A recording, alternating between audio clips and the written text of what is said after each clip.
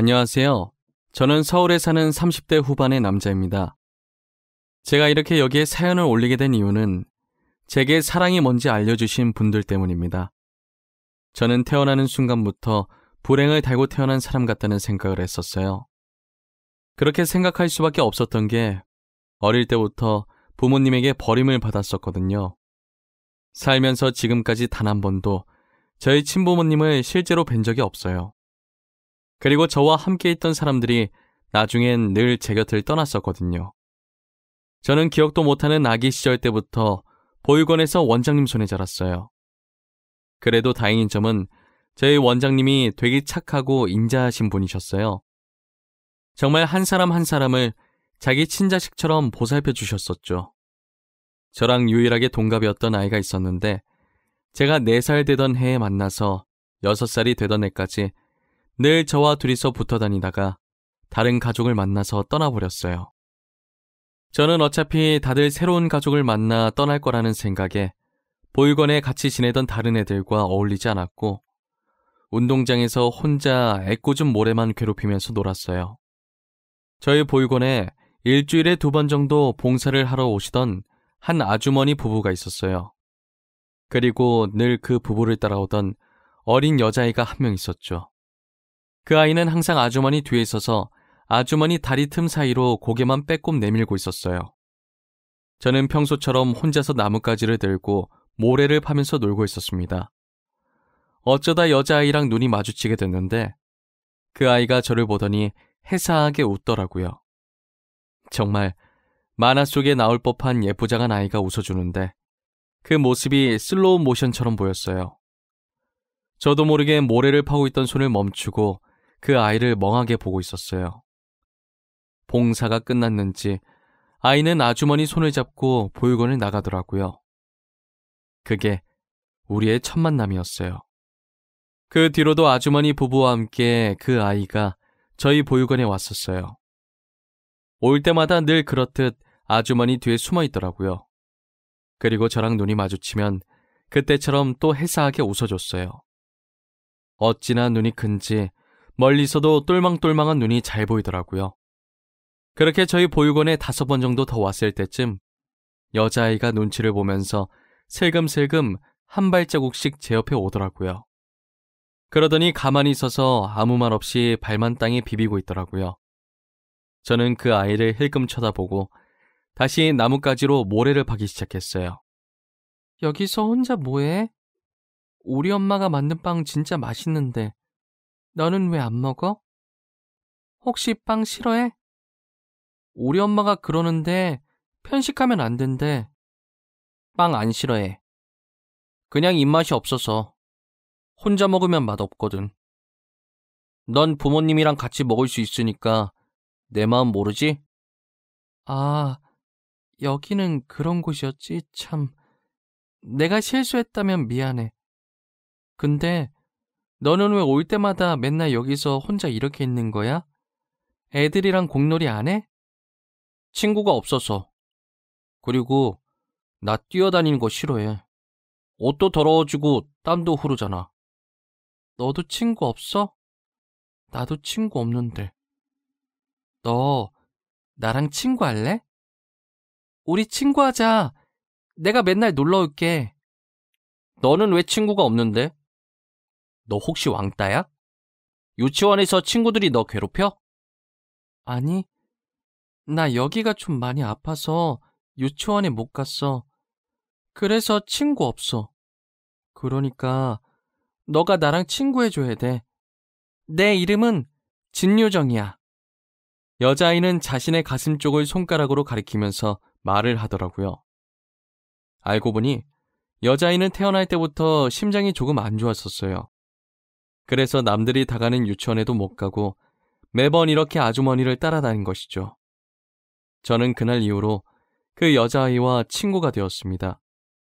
아주머니도 올 때마다 딸과 놀아줘서 고맙다면서 저를 많이 챙겨주셨어요. 그 여자아이는 보육원에 오면 양손에 빵을 쥐고 바지주머니 양쪽엔 조그만 우유를 넣어서 해맑게 웃으면서 제게 달려와서 빵과 우유를 나눠주고 옆에서 같이 먹었어요. 그리곤 지금은 빵 맛이 어떠냐고, 맛있냐고 물어봐 주었죠. 아마도 혼자 먹으면 맛없다는 제 말을 계속 신경 쓰고 있었나 봐요. 제가 맛있다고 이제 안 물어봐도 된다고 해도 꼭 한 번씩 저렇게 물어봐 줬어요. 그렇게 1년이 흘러서 그 아이와 저는 초등학교에 들어갈 나이가 되었고, 아주머니가 학교에 부탁을 해서 저와 그 아이는 같은 반이 되었습니다. 선생님들은 그 뒤로 따로 부탁을 하지 않았는데도 매년 저와 그 아이를 같은 반으로 붙여주셨어요. 덕분에 저희 둘은 초등학생 내내 떨어져 있었던 적이 없었어요. 그리고 중학생이 되던 해에 그 여자아이가 어디론가 사라진 거예요. 동네 사람들 말을 들어보면 심장이 갑자기 안 좋아져서 급하게 수술을 하러 서울에 있는 대학병원에 갔다고 하더라고요. 수술만 받고 다시 돌아올 줄 알았는데 아예 이사를 간 것 같았어요. 그래서 저는 그 뒤로 그 아이의 소식을 들을 수가 없었죠. 그 아이가 사라진 뒤로 저는 중학생 시절 내내 고아라는 이유로 늘 혼자였어요. 제가 고등학생이 되었을 때 사춘기가 왔고 반항심이라고 해야 할지 이상한 오기가 생겨서 그 아이를 찾아보려고 무작정 서울까지 올라갔어요. 일단 학교는 서울에서 다니기로 했지만 앞으로가 막막하더라고요. 무턱대고 온 것도 있고 애초에 제가 가진 게 하나도 없었거든요. 저는 먹고 자는 것을 해결하기 위해 학생이라는 걸 숨기고 알바를 했어요. 당일 지급해주는 알바를 하면서 찜질방 생활을 시작했었죠. 바쁘게 살다 보니 그 아이를 찾을 시간 없더라고요. 만약에 제가 돈이 있었더라도 그 아이에 대해 아는 거라곤 이름뿐이라 찾기가 힘들었죠. 얼굴이 어떻게 바뀌었는지도 몰라서 정말 눈앞이 깜깜했어요. 그래도 불행 중 다행인 게 그 아이의 이름이 특이해서 쉽게 찾을 수 있을 것 같다는 생각도 했어요. 학교를 다니기 시작하자 바뀐 분위기에 정말 적응이 안 되더라고요. 제가 말하긴 민망하지만 중학생 때까진 얼굴에 여드름이 덕지덕지 났었는데 고등학교 들어가면서 여드름도 들어가고 알바하면서 살도 빠져서 얼굴이 점점 잘생겨지더라고요. 잘생겨져서 그런지 그렇게 노력해도 안 생기던 친구들이 아무것도 안 해도 알아서 생기더라고요. 하지만 저는 이미 혼자 지내는 생활이 익숙해져서 오히려 좋다고 들러붙는 친구들이 불편했어요. 그리고 제가 평일 주말 가리지 않고 알바를 하다 보니 잠을 잘 시간이 적었었죠. 그러면 안 됐지만 피곤함에 학교 수업 시간에는 늘 잠만 자게 됐죠. 저는 평소처럼 베개 삼아 책을 쌓아놓고 자고 있었어요. 수업 종료 종이 울리자마자 교실 앞문이 열리더니 담임 선생님이 들어오셨어요. 그 뒤로 한 여학생이 담임 선생님을 뒤따라 들어오더라고요. 저희 반이 다른 반에 비해 여학생 수가 상당히 적었거든요. 그래서인지 담임 선생님이 여학생이 전학 왔다고 하자 남자애들이 난리가 났더라고요. 저는 여자든 남자든 관심이 없어서 아랑곳하지 않고 계속 자고 있었어요. 그랬더니 선생님이 제 이름을 부르면서 일어나라고 하셔서 인상을 찌푸리면서 일어났죠. 일어나서 앞을 봤는데 전학생이 저를 빤히 쳐다보더라고요. 그리고 그 전학생이 자기소개를 하는데 저는 놀랄 수밖에 없었어요. 제가 찾고 있던 그 아이랑 이름이 똑같더라고요. 안녕? 나는 진유정이고 땡땡여고 다니다가 여기로 전학 왔어. 아직은 많이 어색하겠지만 앞으로 사이좋게 지내보자. 잘 부탁해. 와, 이쁘다. 이름도 이쁘다. 친하게 지내자. 내 옆에 앉을래? 겁먹겠다. 질문은 천천히 하나씩만 이놈들아. 그리고 류정이는 남는 자리가... 정훈이 옆자리 비었네. 저기 가서 앉으면 되겠다. 빈자리가 제 옆자리밖에 없어서 그 아이는 제 옆에 앉았어요. 교탁에서 제 옆으로 올 때까지 그 아이의 얼굴을 빤히 쳐다봤어요. 아무리 봐도 옛날 얼굴이 전혀 보이지 않았어요. 그 아이는 제 시선이 민망했는지 가방을 책상 옆에 걸면서 민망하게 웃더라고요. 뭐야? 혹시 너 나한테 반했어? 아까부터 왜 계속 내 얼굴을 쳐다봐? 아님 내 얼굴에 뭐 묻었나? 너 혹시 나 알지 않아? 나 너 어디서 본 것 같은데? 아니야? 너 땡땡 초등학교 몰라? 한 번만 물어봐. 알아. 너 안다고. 너를 어떻게 잊어? 우리가 같이 보낸 세월이 얼만데. 나 너 얼굴 보자마자 알아봤어. 너 맞지? 내가 널 얼마나 찾아다녔는지 알아? 너 진짜 보고 싶었단 말이야. 지금도 너 찾으러 서울까지 왔어. 그동안 어디서 뭐 했어? 그땐 말없이 가서 미안해. 나도 갑자기 상태가 안 좋아져서 너한테 말하고 갈 정신이 아니었어. 우리 부모님도 맨날 너 얘기했어. 너한테 얘기하고 갈 걸 그랬다고. 그래도 이렇게 다시 만나서 다행이다 진짜. 어떻게 여기서 딱 만나지? 내가 진짜 서울 올라오길 잘한 것 같아. 아주머니랑 아저씨는 잘 계시지? 저희는 수업 시작 종이 울려서 간단하게 안부 인사만 하고 수업을 들었어요. 다시 예전처럼 둘이서 붙어 다니니 정말 어릴 때로 돌아간 기분이더라고요. 그리고 제가 찜질방에서 지내는 걸 알고 선뜻 자기 집으로 오라고 하더라고요. 저는 신세 지는 게 싫어서 괜찮다고 그냥 놀러만 간다고 했어요. 정말 오랜만에 아주머니와 아저씨 볼 생각에 신나 있었죠. 아주머니와 아저씨는 저를 보더니 양팔 벌려 반겨주시더라고요. 제가 잠시 화장실을 간 사이에 그 아이가 아주머니와 아저씨께 제 사정을 얘기한 것 같더라고요. 아주머니는 방 남는 거 있다고 거기서 생활하라고 하시더라고요. 저는 한사코 괜찮다고 했지만 아저씨까지 합세해서 당장 오늘부터 여기서 지내라고 하는 바람에 결국 두 손 두 발 다 들고 같이 살게 되었어요. 저희는 늘 붙어 다녔고 아주머니와 아저씨는 장난으로 저를 사위라고 불렀어요. 그 아이도 부모님께서 저를 사위라고 부르는 것에 별말 안 하더라고요. 그래서 그냥 넉살 좋게 웃으면서 장모님, 장인어른 하면서 장난을 받아주곤 했어요. 아주머니와 아저씨는 저를 정말 친자식처럼 잘해주셨어요. 늘 제가 사위였으면 좋겠다고 다른 놈들한테는 딸을 못 맡기겠다고 하셨죠. 장난으로 사위라고 불렀었는데 저희는 몇 년 후 결혼을 하게 되면서 진짜 사이가 되었어요. 원래도 같이 살았기 때문에 따로 분가를 하지 않고 아내와 방만 합쳐서 같이 살았어요. 저는 앞으로 처가 식구들과 행복할 일만 남았다고 생각했습니다. 하지만 제가 진짜 불행을 달고 태어난 것인지 결혼하고 얼마 지나지 않아 장인어른께서 교통사고로 세상을 떠나셨어요. 당시 비서는 살았었는데 차 뒤쪽에 손상이 심해서 장인어른만 크게 다치셨더라고요. 결국 병원으로 이송 도중에 출혈이 너무 심해서 세상을 떠나시고 말았어요. 저와 아내는 제정신이 아니었고 그나마 정신을 붙잡고 계시던 건 장모님이셨어요. 장인어른 영정사진을 들고 하염없이 울고 있는 저희에게 장모님은 정신 차리라고 말씀하셨죠. 곽서방, 이럴수록 정신 똑바로 차려야 해. 죽은 사람은 죽은 사람이고 산 사람이라도 잘 살아야 하지 않겠어?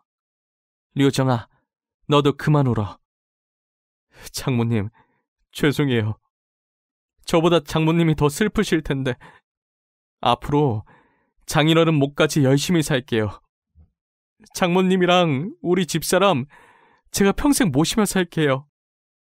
우리 영감회사 앞으로 곽서방이 운영하게 될 거야. 그러니까 마음 단단히 먹고 있어. 너가 무너지면 회사도 무너진다. 알겠지? 장모님은 저희가 다시 마음을 다잡을 수 있도록 집에 가자마자 장인어른 사진을 다 치우셨더라고요. 장인어른이 살아계셨을 때 미리 작성했던 유언장에 따라 회사는 제가 운영하고 있어요. 성인 되자마자 장인어른 회사에서 일을 했기 때문에 제가 어느 정도 일을 쳐낼 수 있었어요. 하지만 불행은 한 번에 닥친다고 장모님께서 건강검진을 받으셨는데 간암 말기라는 결과가 나왔어요. 이미 손을 쓸 수 없을 정도로 진행이 많이 된 상태라고 하더라고요. 그리고 정밀 검사를 통해 장모님은 치매 초기 진단까지 받은 상황이었어요. 저희는 수술이 안 된다고 하니 이도저도 할 수 없었어요. 아내는 회사에서 중요한 프로젝트를 하고 있었고 저도 인수인계 받은 지 얼마 되지 않아서 정신이 하나도 없었어요. 거기다 코로나 때문에 병원 방문도 잘 못했더니 장모님의 치매 진행 속도가 빨라졌더라고요. 치매 환자분들은 가족들이 자주 안 오면 버림받았다고 생각을 한다더라고요. 저는 아내 보고 걱정하지 말고 프로젝트 잘 끝내라고 하고 직접 장모님을 보살피기로 했어요. 급한 게 아니면 유선상으로 비서한테 업무를 전달해서 일 처리를 했어요. 그래도 다른 치매 환자들 보면 난폭해지시는 분들도 계셨는데 저희 장모님은 다른 분들에 비해 되게 온순하신 편이었어요. 장모님은 하루 종일 창밖을 보면서 장인어른만 찾으시더라고요. 저는 차마 이 세상에 없다고 말할 수가 없어서 매번 잠시 어디 갔다고만 했어요. 장모님의 하루 일과는 반은 장인어른 찾기, 반은 잠자는 것이었어요. 제가 장모님 간병한 지 4개월 정도 됐을 때 낮에 잠시 장모님 주무시길래 장모님 손을 잡고 있다가 저도 모르게 잠이 들었는데 누군가 머리 쓰다듬는 느낌이 들더라고요. 그래서 살짝 고개를 들어봤는데 언제 일어나셨는지 장모님이 제 머리를 쓰다듬고 계셨어요.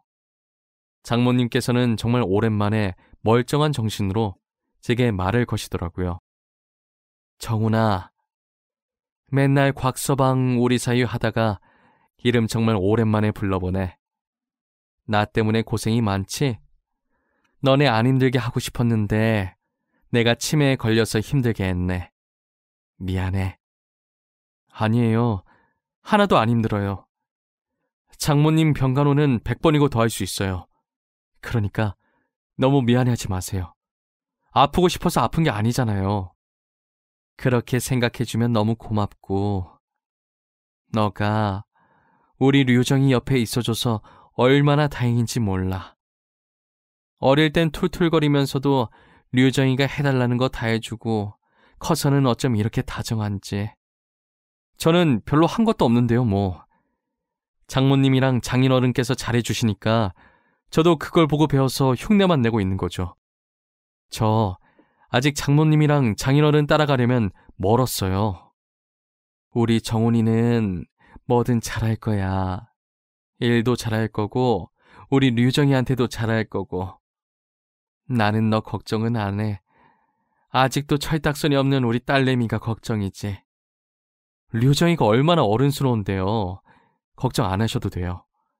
지금도 중요한 프로젝트 류정이가 맡고 있잖아요. 저는 정말 간만에 장모님과 이런저런 수다를 떨었어요. 그리고 저는 장모님을 보내드릴 시간이 얼마 남지 않았다는 걸 직감을 했죠. 아내 보고 퇴근하면 집에 가지 말고 병원 입구에서 대기하라고 문자 넣었어요. 아내도 제 문자를 보고 예상을 한 것인지 울면서 기다리고 있었더라고요. 역시나 그날 장모님은 잠자듯이 세상을 떠나셨고 아내는 병실로 들어와 식어가는 장모님의 손을 꽉 잡았어요. 의사는 아직 환자분 귀가 열려 있으니 마지막으로 하실 말씀이 있으면 하라고 하더라고요. 엄마, 우리는 지금도 잘하고 있고 앞으로도 잘할 거니까 우리 걱정은 하지 말고 편히 가. 엄마, 그동안 아빠만 찾았다며. 이제 아빠 만날 수 있겠다. 그치? 아빠 만나면 우리 안부 인사도 전해줘요. 제겐 친어머니와 마찬가지셨던 장모님. 그동안 저 많이 아껴주시고 이뻐해 주셔서 감사해요. 잊지 않을게요. 류정이는 제가 끝까지 책임지겠습니다. 이제 편히 가셔서 장인어른 꼭 만나세요. 저와 아내는 장모님의 마지막 말씀처럼 울음을 참고 웃으면서 장모님을 보내드렸어요. 그리고 병원에 있던 장모님 짐을 치우는데 베개 쪽에 쪽지 하나와 사진 한 장이 있더라고요. 사진을 똑바로 들어보니 저와 아내의 결혼 사진이었어요. 그리고 뒷면엔 삐뚤삐뚤한 글씨로 우리 딸과 우리 아들이라고 적혀 있더라고요. 장모님은 어릴 때 학교를 안 다니셔서 글을 제대로 쓰지 못하셨어요. 그래서 편지 속 글자가 맞춤법은 다 틀렸지만 알아볼 순 있었어요. 서툴지만 정성이 담긴 장모님의 글씨들은 저를 더 슬프게 만들었어요. 편지의 내용은 저를 단 한순간도 자신의 친아들이 아니라고 생각했던 적이 없다는 내용이었어요. 그리고 철부지 딸을 잘 부탁한다는 걱정 어린 내용도 같이 들어있었죠. 저는 편지를 쥐고 그 자리에서 몇 시간 동안 울었던 것 같아요. 장인어른과 장모님이 돌아가신 지 벌써 1년이 됐네요. 아직도 그때 생각하면 가슴이 먹먹해지고 눈물이 맺힙니다. 오늘이 장모님 기일이시라 그런지 유난히 더 많이 생각나는 것 같아요. 저와 아내는 장인어른과 장모님의 추억이 담긴 집에서 지금도 잘 살고 있습니다. 결혼한 지 몇 년이 지났지만 아직 저희에게 애가 없어요. 저희가 장인어른 장모님이 계신 납골 땅에 가면 항상 하는 말이 있어요. 꼭 우리 아이로 다시 태어나달라고. 받은 사랑 다시 베풀고 싶다는 말이에요. 오늘도 납골당에 찾아가서 그 말을 하고 왔어요. 언젠간 장인어른과 장모님이 저희에게 다시 찾아올 그날만을 기다리고 있어요. 간절히 바라다 보면 언젠간 다시 저에게 와주시겠죠?